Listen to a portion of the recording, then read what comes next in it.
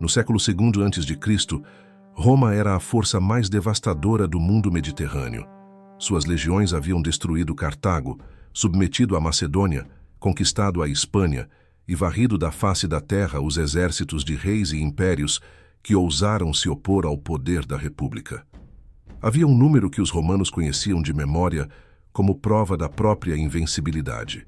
Em 216 a.C., em Canas, o general cartaginês Aníbal havia infligido a Roma a maior derrota de sua história, ceifando entre 47, Zeuso e 70, soldados em um único dia.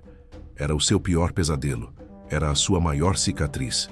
Em 6 de outubro do ano 105 a.C., esse recorde foi ultrapassado.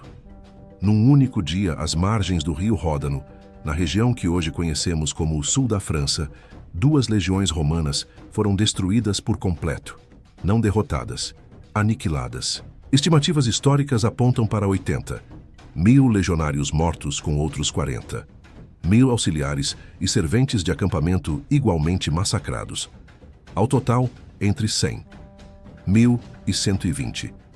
1000 romanos deixaram de existir entre o amanhecer e o entardecer daquele dia. O historiador Tito Livio descreveu o que aconteceu como um massacre. Plutarco, escrevendo décadas depois, afirmou que o pânico subsequente foi tão profundo que Roma esperava ver os invasores diante de seus portões a qualquer momento. Os responsáveis não eram um exército treinado, não eram a cavalaria de um rei persa, não eram as falanges helenísticas, não eram os elefantes de guerra de nenhuma potência conhecida. Eram nômades, agricultores deslocados, uma nação inteira que havia abandonado sua terra natal, transportando mulheres, crianças e animais em enormes carroças de madeira, e que agora caminhava com suas famílias em direção ao coração do mundo civilizado, destruindo tudo que Roma colocava em seu caminho. Essa é a história de como os cimbros e os teutões forçaram a maior potência militar do mundo antigo a se reinventar completamente, e como esse processo de reinvenção, desencadeado pelo terror que esses 2 povos inspiraram, terminou por destruir a própria República Romana por dentro. Para entender o que os romanos encontraram às margens do Ródano, é preciso recuar até o começo de tudo, a Península Cimbriana, o nome romano para o que hoje chamamos de Jutlândia, a faixa de terra que forma o norte da Dinamarca e o sul da Alemanha. Estima-se que por volta de 120 a 115 a.C., alterações climáticas significativas, incluindo inundações costeiras de larga escala, tornaram vastas extensões dessa região inabitáveis. As tribos que ali viviam não tiveram escolha.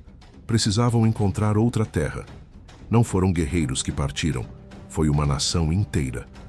Os cimbros e seus vizinhos mais próximos, os teutões, iniciaram uma migração que não tinha precedente na experiência romana.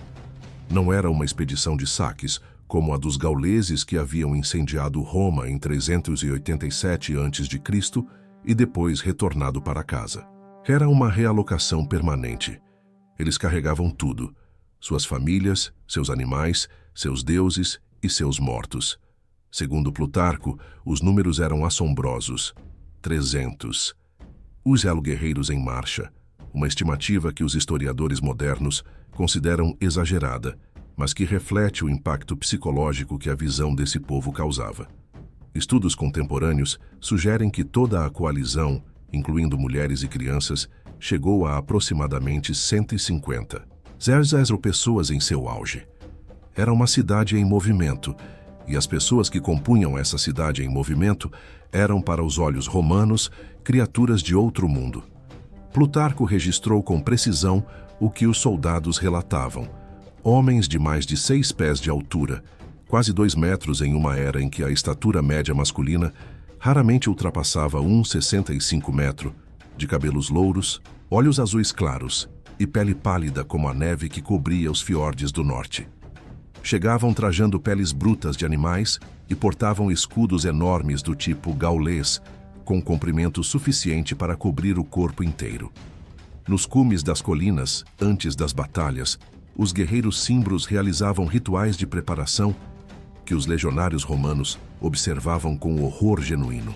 As sacerdotisas da tribo, descritas pelo geógrafo Estrabão em sua obra Geográfica, conduziam prisioneiros de guerra até plataformas elevadas, cortavam suas gargantas e observavam o sangue escorrer para dentro de enormes caldeirões de bronze enquanto realizavam profecias sobre o resultado das batalhas que se aproximavam. Então, examinavam as entranhas dos mortos à procura de sinais divinos. Não era a arrogância que Roma enfrentava. Era um sistema cosmológico inteiramente diferente, expressando-se através do aço. O primeiro encontro entre Roma e esse povo ocorreu em 113 a.C., perto de Noreia, na região que hoje corresponde à Áustria. O cônsul Gnaeus Papírio Carbão havia marchado com suas legiões para interceder em uma disputa territorial. Acreditava que uma exibição de força seria suficiente para afastar os nômades. Estava errado. As forças címbricas não apenas resistiram ao ataque romano, dispersaram completamente o exército de Carbão, forçando-o a fugir com apenas parte de seus homens. Apenas uma tempestade inesperada separou os combatentes e salvou o que restava das legiões de uma aniquilação completa. Roma registrou o evento, mas não o levou suficientemente a sério. Os cimbros e teutões desapareceram para o interior da Gália. Sumiram por anos. Os senadores em Roma os descartaram como uma ameaça passageira. Então, em 109 a.C., eles reapareceram e, desta vez, derrotaram o cônsul Marco Júnior Silano em combate nas fronteiras da província romana da Gália Narbonense. Em 107 a.C., o cônsul Gaio Cássio Longino foi morto em batalha na região de Burdigala, a moderna Bordeaux, e seu exército destruído. Em 105 a.C., o ex-cônsul Marco Aurélio Escauro foi capturado pessoalmente pelo rei Cimbro Boiorix. Apresentado diante do conselho de guerra da tribo, Escauro tentou alertá-los de que Roma os destruiria. Boiorix ignorou o aviso e mandou executá-lo. 5 exércitos romanos foram destruídos em menos de uma década. Estimativas históricas sugerem que entre 100, meio e 150, mil soldados romanos foram mortos nesse período. A palavra que surgiu nas ruas de Roma para descrever o que estava acontecendo era precisa e definitiva: metus címbricus, o terror cimbro. Mas o que aconteceu em Aráusio, em 6 de outubro de 105 a.C., foi outra categoria de catástrofe. Roma havia enviado 2 exércitos para o sul da Gália naquele ano. O primeiro, sob o comando do procônsul Quinto Servilio Cepião, posicionava-se na margem direita do Ródano.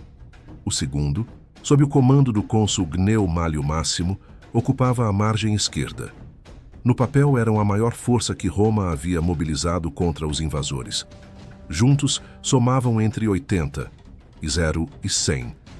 0 homens, legionários veteranos, aliados itálicos, auxiliares. O suficiente, em teoria, para esmagar qualquer coalizão bárbara.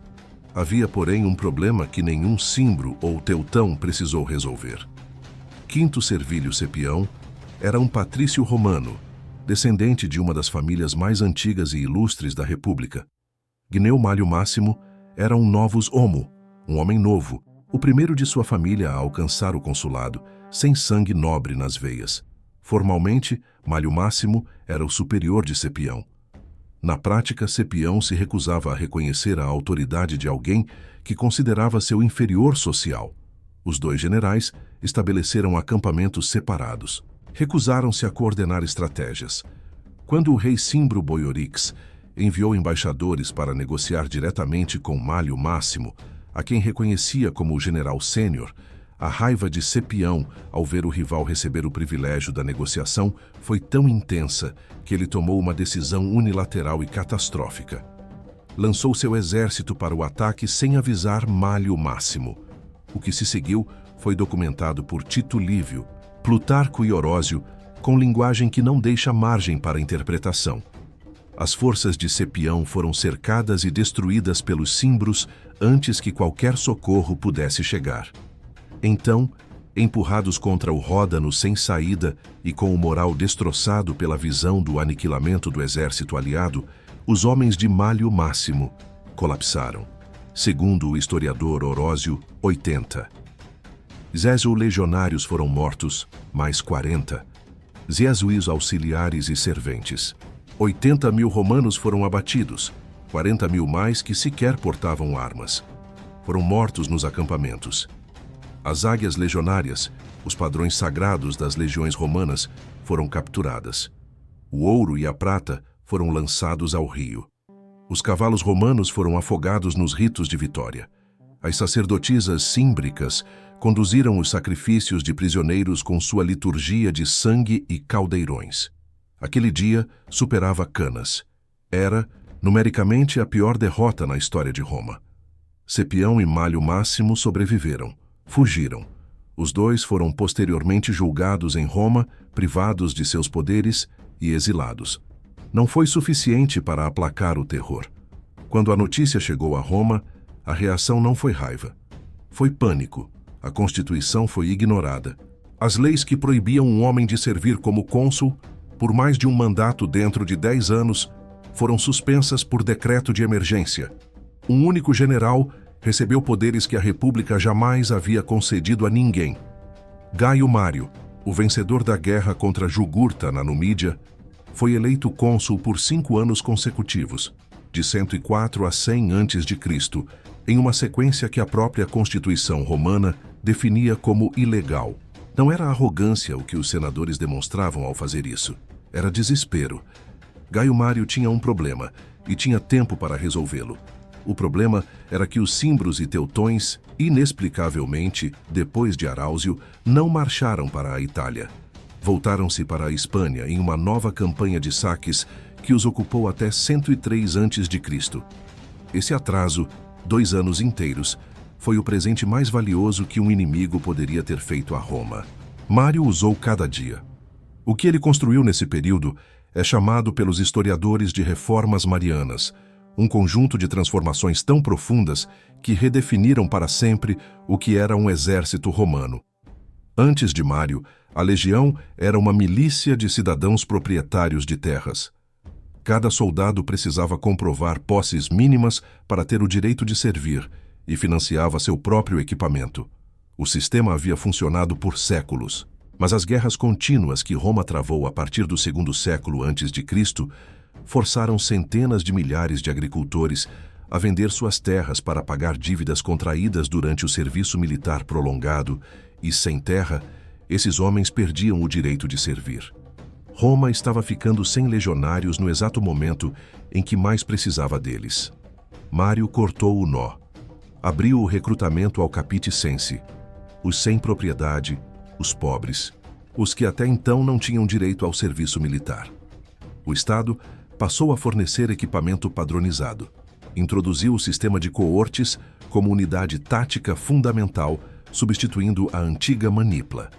Criou um programa de treinamento intensivo e contínuo que durava 16 anos, mais tarde estendido para 20, e estabeleceu o Aquila, a águia de ouro, como o único estandarte sagrado de cada legião, substituindo os múltiplos símbolos do passado por um único objeto de lealdade.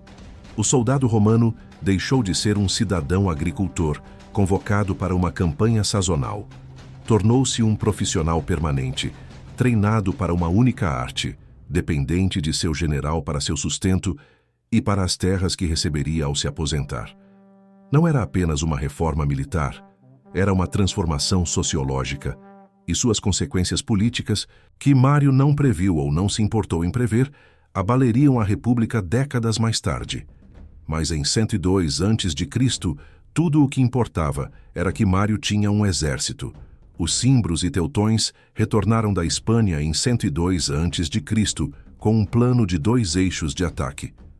Os teutões e seus aliados ambrones marchariam pelo litoral da Gália e penetrariam na Itália pelo noroeste.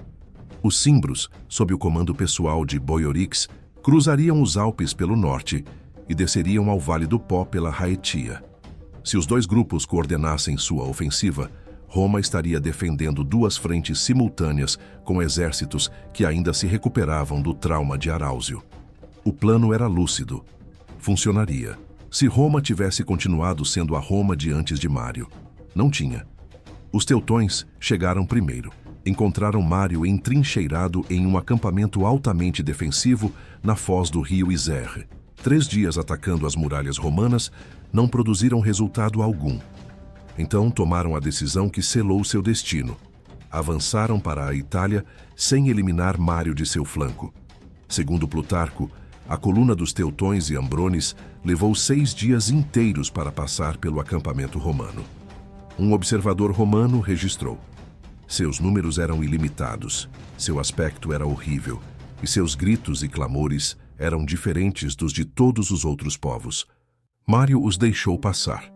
Manteve seus soldados atrás das muralhas. Sabia que seus homens ainda não estavam prontos para o choque psicológico de confrontar aquelas figuras de perto. Seguiu-os em silêncio, sempre em acampamentos fortificados, sempre evitando o combate aberto, esperando o momento de sua escolha. Esse momento chegou perto da cidade de Aquae-Sextiae, a moderna Aix-en-Provence, no sul da França. Mário escolheu uma colina com flancos protegidos por bosques e ravinas, posicionou sua infantaria principal nas alturas e escondeu uma força de 400 homens, sob o comando de Cláudio Marcelo, nas matas ao redor do campo. O confronto começou de maneira acidental, quando legionários que buscavam água no rio local encontraram guerreiros ambrones se banhando na margem oposta. A escaramuça se transformou em batalha. Os ambrones, surpresos, foram empurrados de volta para seu acampamento. Na manhã seguinte, os teutões, furiosos com a perda de seus aliados, atacaram o morro romano com força total. A infantaria romana recuou lentamente, absorvendo o impacto. Então Marcelo emergiu da floresta. A força de 400 homens atacou os teutões pelas costas, no exato momento em que o flanco romano na encosta contra-atacava de frente. O colapso foi total. Os números que chegaram até nós são romanos, portanto passíveis de exagero, mas indicam a escala: 90. 0 teutões mortos ou capturados. Seu rei, Teutobod, foi preso nas horas seguintes durante a fuga e enviado a Roma em grilhões. As mulheres teutônicas que sobreviveram ao campo de batalha pediram ao vencedor que as enviasse para servir nos templos de Ceres e Vênus em Roma. Quando o pedido foi recusado e os lictores vieram buscá-las para o mercado escravo, elas assassinaram seus filhos pequenos durante a noite. Na manhã seguinte, foram encontradas todas mortas, abraçadas umas às outras, estranguladas mutuamente para não serem capturadas com vida. Os romanos não encontraram palavras para o que sentiram naquele momento. Plutarco registrou o episódio sem comentário. Mas os cimbros ainda existiam. Boiorix havia cruzado os Alpes pelo passo do Brenner, a 1.370 metros de altitude, com um exército estimado em 120, 0 guerreiros. O cônsul romano Quinto Lutácio Cátulo havia falhado em defender os desfiladeiros alpinos e recuado além do rio Pó, entregando toda a planície do norte da Itália aos invasores. Os cimbros varreram a região, saqueando e destruindo. Boiorix, confiante na superioridade numérica de suas forças, esperava pelos teutões para o golpe final. Mário trouxe a ele a notícia dos teutões em pessoa. Apresentou Teutobod em correntes aos embaixadores cimbros que chegaram pedir terra para a colonização. Não precisam se preocupar com seus irmãos teutões, disse Mário. Eles já têm terra e vão ficar com ela para sempre. Foi um presente nosso. Boiorix, furioso, marcou pessoalmente a data da batalha, 30 de julho de 101 a.C. O campo escolhido pelos cimbros foi a planície Raudina, perto de Vercellae, uma vastidão aberta no norte da Itália, provavelmente na confluência dos rios Césia e Pó, onde a vantagem numérica e a força bruta da infantaria címbrica poderia se manifestar sem obstáculos.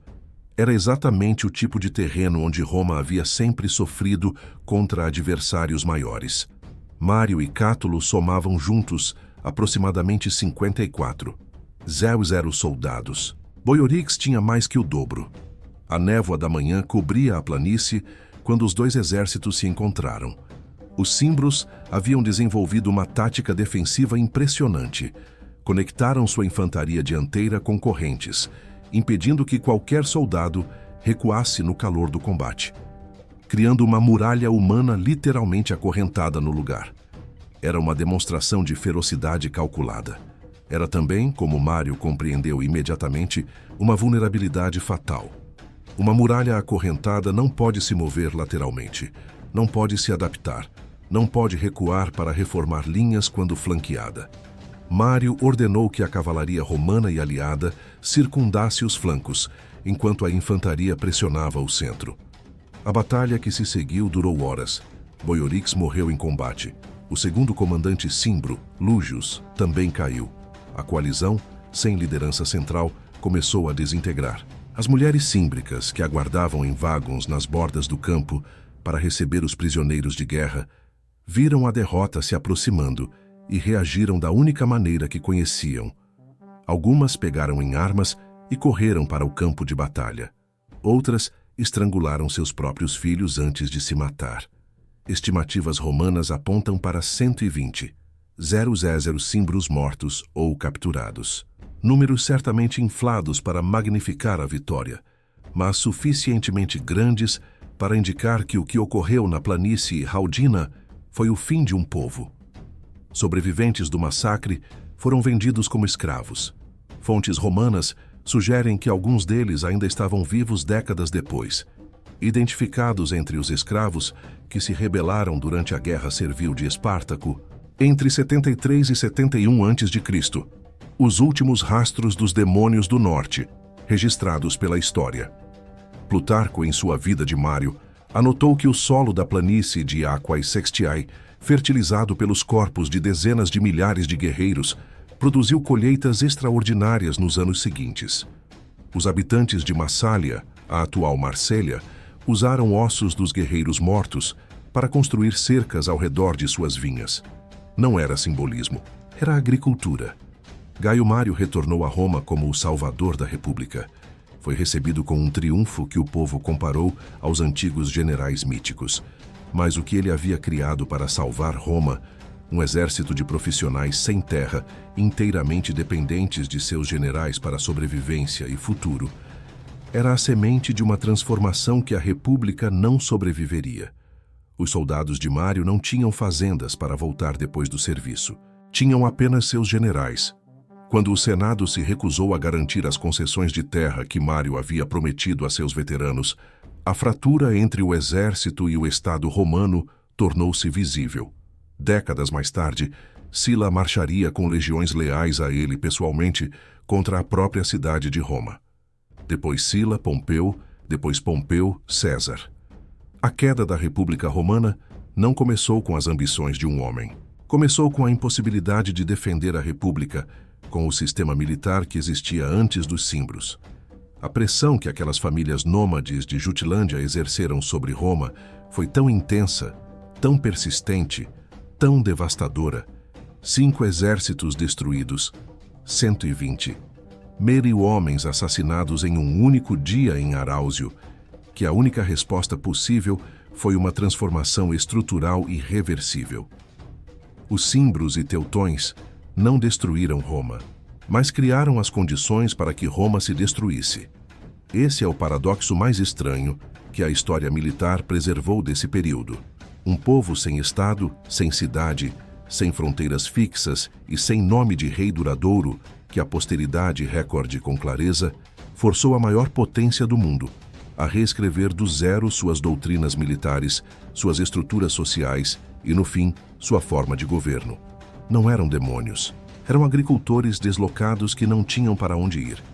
E essa diferença entre o monstro que os romanos precisavam que eles fossem para justificar o terror que sentiam e a realidade de famílias carregando seus filhos em carroças de madeira através de um continente hostil. Essa diferença diz mais sobre a natureza do poder e do medo do que qualquer análise das batalhas em si. O terror cimbro não foi o terror de um exército invencível. Foi o terror do desconhecido, do que não se consegue classificar, do que não cabe nas categorias disponíveis. E a resposta romana a esse terror, reinventar completamente a si mesma, é talvez o argumento mais persuasivo já produzido a favor da ideia de que civilizações não crescem apesar das ameaças que enfrentam. crescem por causa delas.